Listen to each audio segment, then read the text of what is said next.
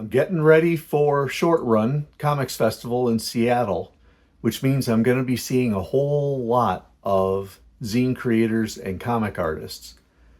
This is a fantastic time to take a look at one of my favorite jam comics that I ever put together, Mass Hysteria.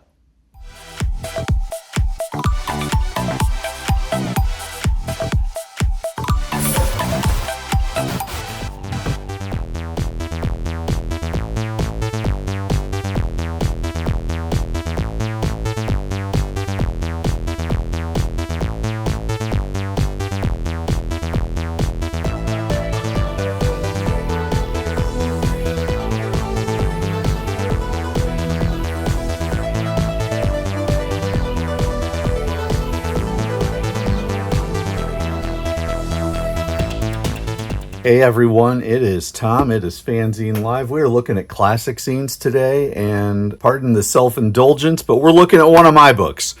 And this is Mass Hysteria. Mass Hysteria is a project that came out of the Mass Press, which was a loose confederation of small press comics and zine makers in the state of Massachusetts back in the mid to late 80s that Matt Canarakis and I kind of ginned up, and then everybody just kind of jumped in and had a lot of fun together. This is a neat zine because it is a classic mix and match. And what we thought we would do with this zine is take all the characters that our members had, and then take our members and then mix and match them. And then they each got to do a 2-page story out of it.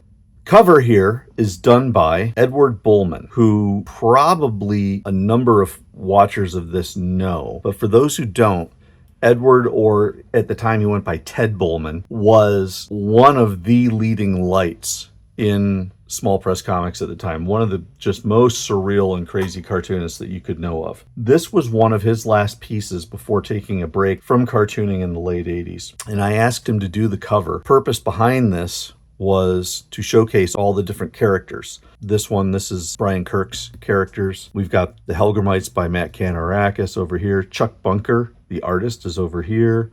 So, I mean, you go through and you look and you'll see a number of the characters. On a totally personal note, this book was printed in my high school graphic arts class, and my teacher helped me out in pulling this together. He did not like and could not pull off bleeds, and so that's why we have this giant border around the page. I was really hoping to get bleeds, but he had to pull it back down so that it could get through his printer. But yeah, this was done in my high school graphic arts class at West Boylston Junior Senior High School. So this is the Ted Bullman cover. Bit of a collector's item, I hear. Little introduction by me talking about that. I think that's another Bullman piece.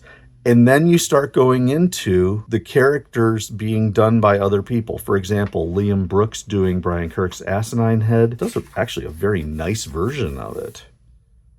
And then this is Chuck Bunker's Geriatric Man, done by Valerie Kahn and Steve Berlin.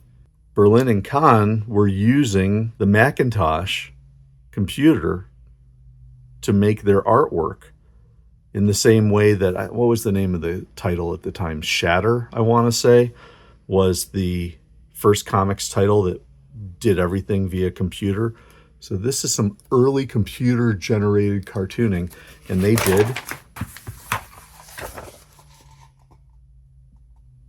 did Geriatric Man. I think that's pretty cool. Then Goinker. Now, I don't remember who did Goinker, but this is Matt Levin's version of it. Of course, Matt Levin from Strange Times 3, Worlds of Walking Man, and also Walking Man Comics. So he does everything with his prodigious pile of rubber stamps. And he took on the Goinker character and did a 2-pager there. Gorgeous work. Just gorgeous work. Then Chuck Bunker did John Friedis's Cal Moots character. Not bad. 12-panel page. I'm impressed. There's the second page there. Then Brian Kirk. Now, Brian Kirk, who usually does Asinine Head and Ubiquitous Funnies and some of those. I mean, this is a pretty good representation of his character. He got, if you will, stuck with the walking man. I think this is really impressive. Matt Kanarakis, my old partner in crime from Synapse Comics and Phoenix Productions back when I lived out east, and the cover artist for Heroic Heroes Past. He got Mick Cusimano's Underground Surrealists, and Matt did some of the coolest, most surreal work that I think I've ever seen, from a poem by Billy Barnum. Just incredible stuff. R. Frost did the Helgramites, so that's Matt's characters. Kind of fun. Liam Brooks's Dreamweaver character, who I believe is this, the kind of superhero-ish guy, done by Mick Cusimano from the Underground Surrealists. So that's Matt's interpretation. And you can see there's Billy Barnum right in there from the Underground Surrealists. Some neat stuff. Even put in my little logo. That's cute. Steve Berlin and Valerie Kahn, Screaming Family, which usually was done in the computer style that you see here with the geriatric man.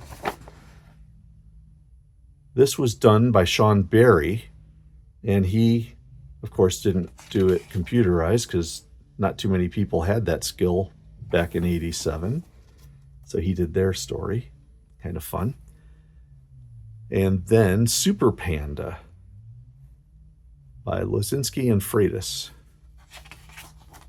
And they got to do that as well.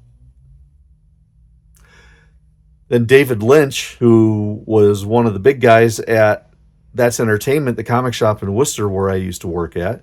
I worked there for one day, but actually I really, more importantly, bought my comics there. Dave Lynch did a funny little piece and says he asked me to draw all the characters, and he said, "You're a nice guy, but sober up. You can hardly draw me, never mind the others."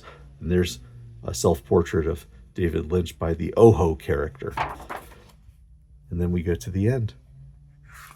This is so fun. When you have periodical-based comics like we had back in the 80s, and you've got these characters who kind of go on and on and on, then to have a collaboration like this of the mass press and have everybody come together, take 2 pages and just have some fun with it, ends up making for a really neat zine. I wish I had more of these. I think I may have printed like 125, 150 of them, but this is the only one I have. And so I've been offered a lot for it, and unfortunately I'm not going to be able to part with it until I'm 6 feet under. This is a really special book to me, and I'm so glad to be able to share it with all of you. A jam comic unlike much of anything you've seen these days. So here you go, everybody. I hope you enjoyed it. Let me know what you think about it in the comments.